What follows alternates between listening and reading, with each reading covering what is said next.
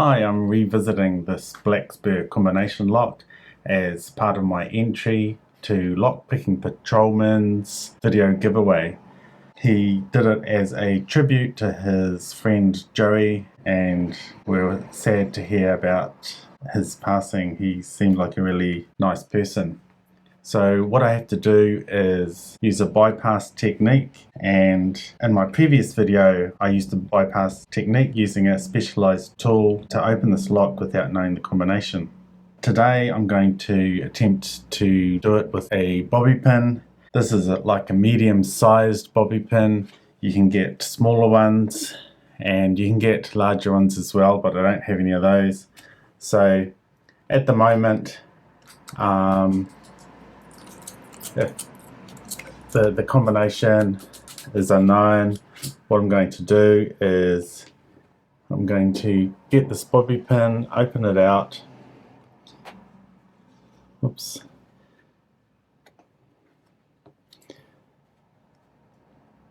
$90. I'm going to pull off that end, the plastic end with my teeth. And this is to show that this lock can still be bypassed without any specialized tools. So what I'm going to do is, even though this isn't a specialized tool and it's pretty thick and it's a bit of a tight fit, but I can still, I'll still give it a go fitting it through here. I think it can still work when I've tried it before. I'm going to put it through the gap after the third wheel.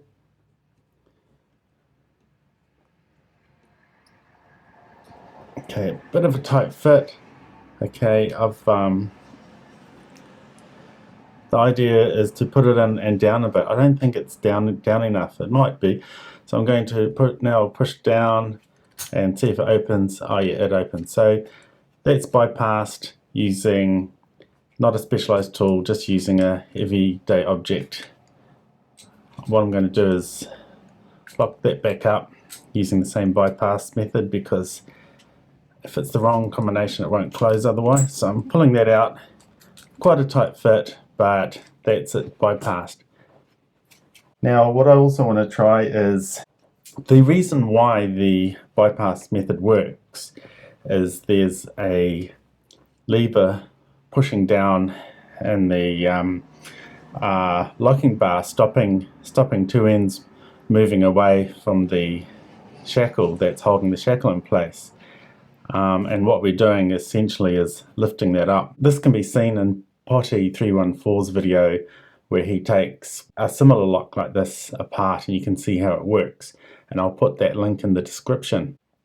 But what I'm thinking of, since all we have to do is lift up that lever, what if we turn it upside down and give it a few taps and see if we can't force that lever, in this case down, so that the shackle will come up. The shackle's not spring loaded, so what I'm going to do is tap it and then pull on the shackle. So I'm going to, this is just a bit of rubber on the end of a crescent. I'm going to tap it and see if I can pull it at the same time.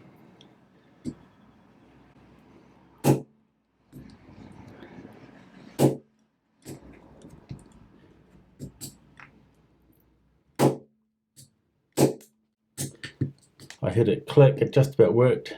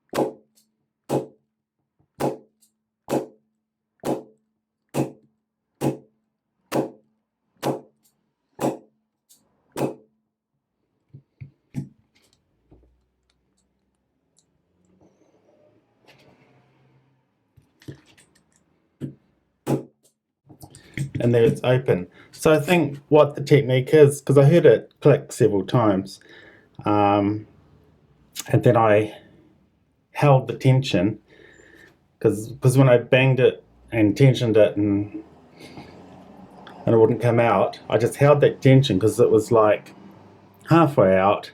So I held that tension and then banged it.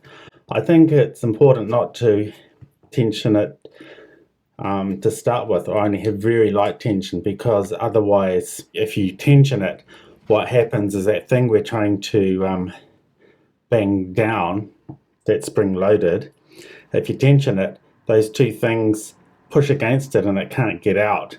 Again, this can be seen in Potty 314 nice video. So it's important not to have tension, bang it and then do tension, and then it's just about out. So then the subsequent bangs, I'm able to bang it out. So what I'm going to do is I'm going to, I can't close it with the wrong combination, so I'm just going to use that first bypass method, and then I'm going to give it another go at banging, and hopefully I've figured out how to do it faster this time. Okay, it's locked up. So this time I'm going to bang it with no tension, and then tension it and hold the tension and bang it some more. So first one, I'm just going to bang it and not capture the tension to hear those clicks, like that. So now I've banged it and kept a little bit of tension. Now I'm going to bang it some more, and it's open. So that's a second way to bypass this lock. Thanks.